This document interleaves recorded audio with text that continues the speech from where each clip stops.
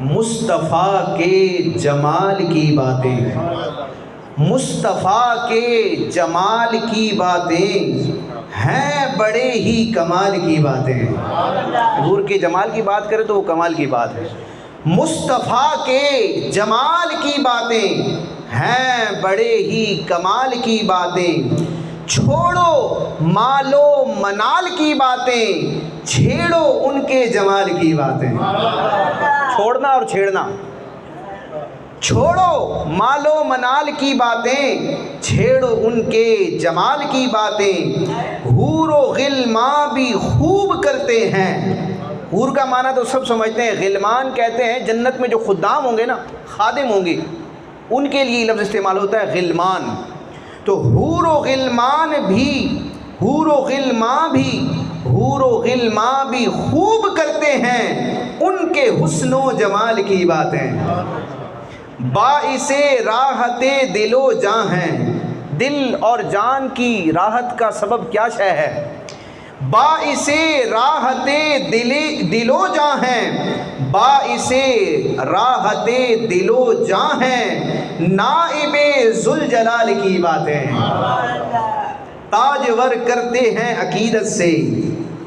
جو جوتا ہوتا ہے نا، اس کو عربی میں نعال کہا جاتا ہے۔ نبی کریم علیہ السلام کے جو مقدس نورانی جوتے ہیں، تو ان کی عظمت و شان کیا ہے کہ تاجور، یعنی جو بادشاہ ہیں جن کے سروں پر تاج ہوتے ہیں، تاجور کرتے ہیں عقیدت سے، بڑے احترام سے، تاجور کرتے ہیں عقیدت سے مصطفیٰ کے نعال کی باتیں، سیرت مصطفیٰ میں ہیں دلکش۔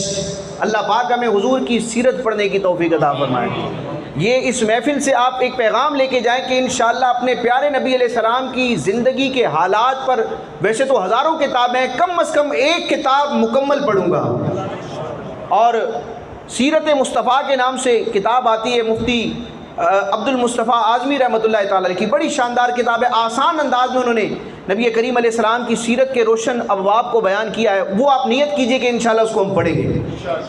تو اب حضور علیہ السلام کی سیرت دیکھیں، کوئی بڑے سے بڑا مقام و مرتبے والا ہو نا، تو اس کی زندگی کے سارے سال، سارے مہینے، سارے دن ایک جیسے نہیں ہوتے۔ بندہ کیا کرتا ہے؟ پستی سے ترقی کا سفر اختیار کرتا ہے، تنزلی سے عروج تک جاتا ہے، ایسا ایسا بڑھتا ہے نا بندہ۔ لیکن پیارے مصطفیٰ کی سیرت میں ایسا نہیں ہے۔ ملاحظہ کیجئے، حضور علیہ السلام کی سیرت کا دن ہو، سال ہو، مہینہ ہو، کیا ہے؟ سیرت مصطفیٰ میں ہیں دلکش، روز و شب، ماہ و سال کی باتیں، قلب عاشق کو خوب تڑپائیں ان کے ہجر و وصال کی باتیں، خوب کرتے رہو ثنائے رسول، خوب کرتے رہو ثنائے رسول، بھول کر سب ملال کی باتیں۔ اپنے غم ملال کو بھول کر بس حضور کی باتیں کروں۔ جو بھی سرکار کے فدائی ہیں، جو بھی سرکار کے فدائی ہیں۔ دیکھیں، دنیاوی کسی حکمران، کسی قائد، کسی لیڈر کے نام پر جب کوئی مرتا ہے نا تو وہ ختم ہو جاتا ہے، لیکن نبی کریم علیہ السلام کے نام پر، آپ کے دین کی ناموس کے نام پر، آپ علیہ السلام کے دین کے تحفظ کی خاطر جب کوئی مرتا ہے نا تو وہ فنا نہیں ہوتا، اس کو ہمیشہ کی زندگی شہادت کی صورت میں ملتی ہے۔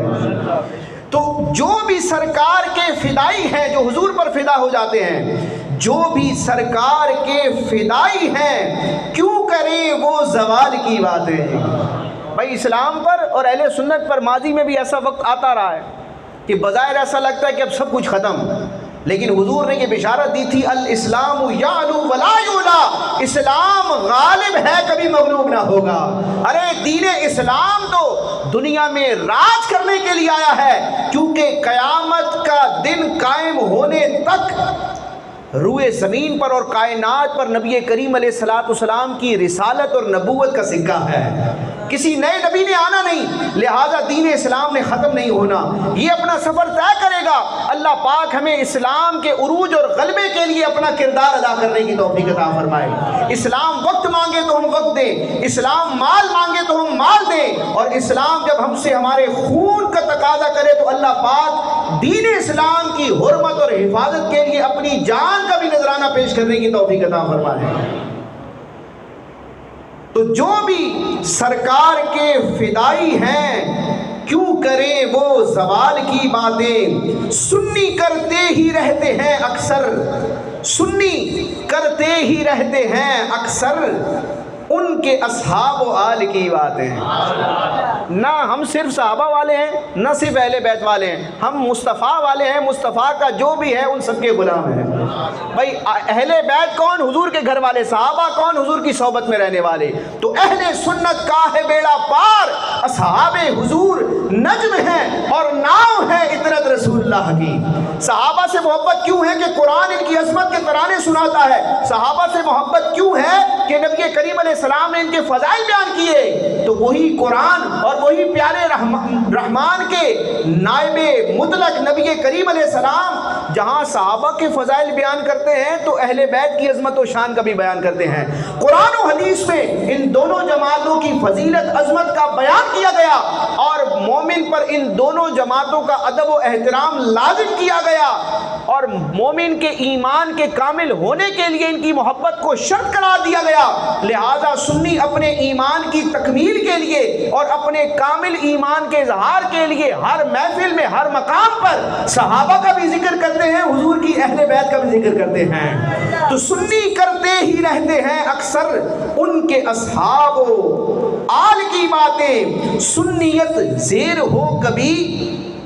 میں نے کہا نا آپ 15 صدیوں میں دیکھیں گے مسلمانوں پر بڑے کڑے وقت بھی آئے ہیں، لیکن اللہ پاک نے پھر عروج عطا فرمایا ہے۔ تو بعض اوقات حالات ایسے ہوتے ہیں کہ انسان کہتا ہے کہ سب کچھ ختم ہو گیا، اب سنیت کا نام لینے والا کوئی نہیں ہے۔ تو یاد رکھیں سنیت اسلام کا حقیقی تعارف ہے، اور اسلام قیامت تک کے لیے راج کرنے کے لیے آیا ہے۔ نہ کوئی نیا دین آئے گا، نہ کوئی نئی کتاب آئے گی، نہ کوئی نئی امت آئے گی، اسلام نے ہی باقی رہنا ہے، اور اسلام کی 100% حقیقی تصویر اہل سنت ہے۔ تو جب تک اسلام باقی ہے انشاءاللہ سنیت بھی باقی ہوگی۔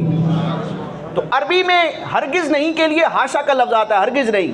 تو کوئی سوال کرے کہ کیا سنیت زیر ہو جائے گی، سنی مغلوب ہو جائیں گے، سنی دب جائیں گے، ختم ہو جائیں گے جتنا بھی ظلم ہو؟ نہ، سنیت زیر ہو کبھی؟ سوال ہے، ہاشا، ہرگز نہیں۔ سنیت زیر ہو کبھی؟ ہاشا، ہیں یہ خواب و خیال کی باتیں۔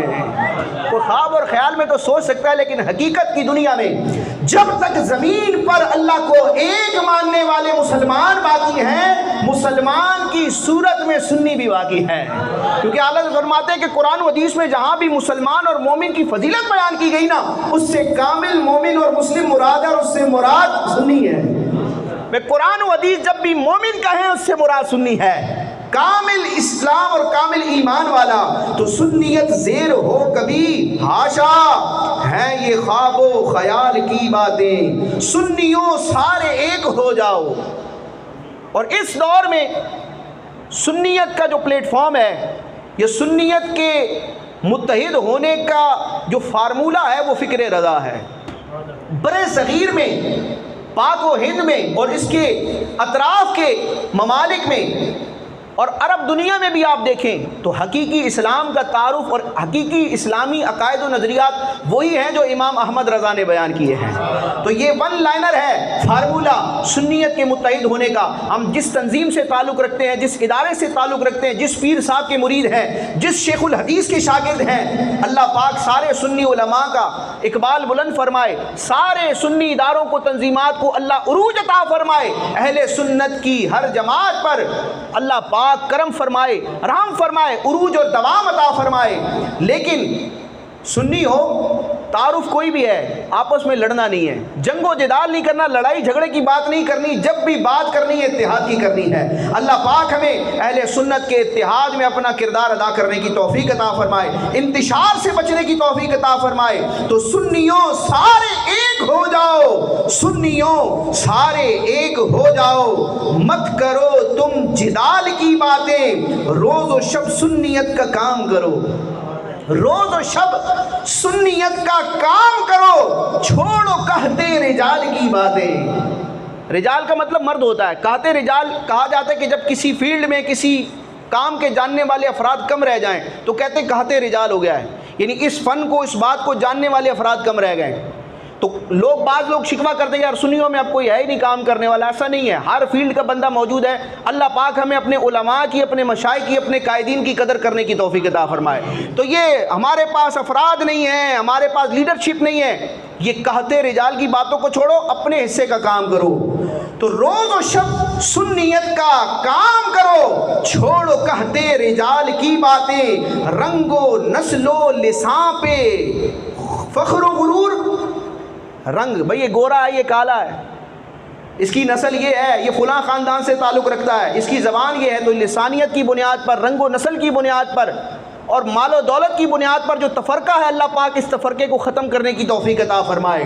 رنگ و نسل و لسان پہ فخر و غرور مت کرو اشتعال کی باتیں. اور مکتا ہے ذکر پروردگار و نعت نبی, اللہ کا ذکر اور اللہ کے ذکر کے بعد پیارے مصطفیٰ کی نعت خوانی. ذکر پروردگار و نعت نبی ہیں یہ برہان کمال کی باتیں. تو اللہ پاک ہمیں اپنا اور اپنے محبوب کا ذکر خیر کرنے کی توفیق عطا فرمائے.